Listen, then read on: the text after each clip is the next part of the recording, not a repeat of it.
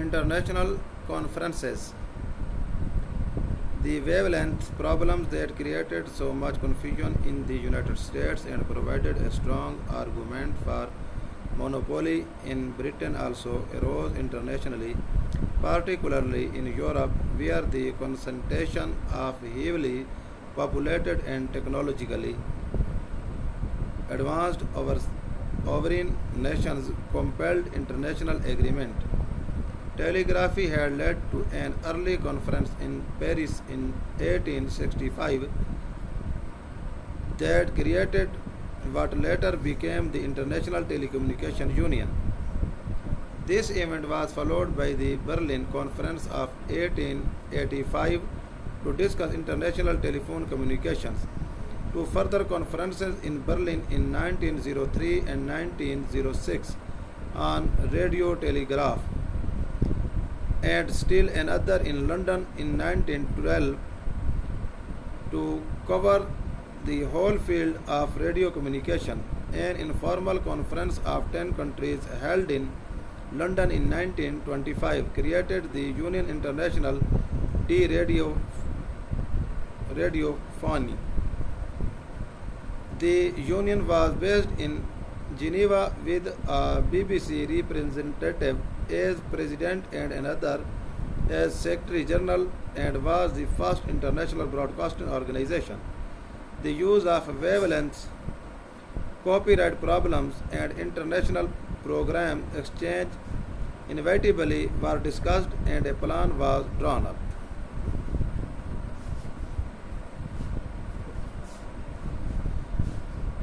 Agreement on wavelength allocation implemented in November 1926 was based on a formula involving area, population, and the extent of telephone and telegraph traffic.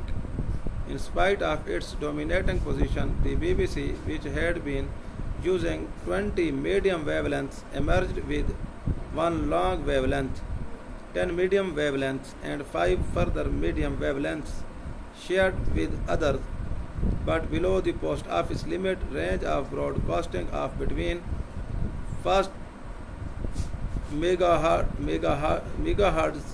and 600 kilohertz, 300 and 500 meters. Long waves range from 30 to 300 kilohertz, medium waves from 300 kilohertz to 3 megahertz, and short waves from 3 to 30 megahertz. All of the more advanced participating countries, which had risen to 16, Austria, Belgium, Czechoslovakia, Denmark, Finland, France, Germany, Hungary, Ireland, Italy, the Netherlands, Norway, Spain, Sweden, Switzerland, and the United Kingdom, had to make some sacrifices, and some, such as the United Kingdom, had to pursued their post office to agree to the use of wavelengths outside the broadcasting range. But the principle of international agreement had been established.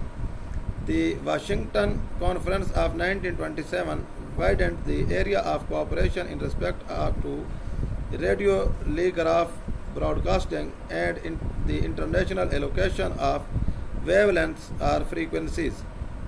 It was followed by Madrid Conference of 1932, which codified the rules and established the official international frequency list. The agreement stabilized the situation. World War II, after which the European scene was substantially changed, and a conference in Chicago in 1948 reallocated frequencies in the European broadcasting area.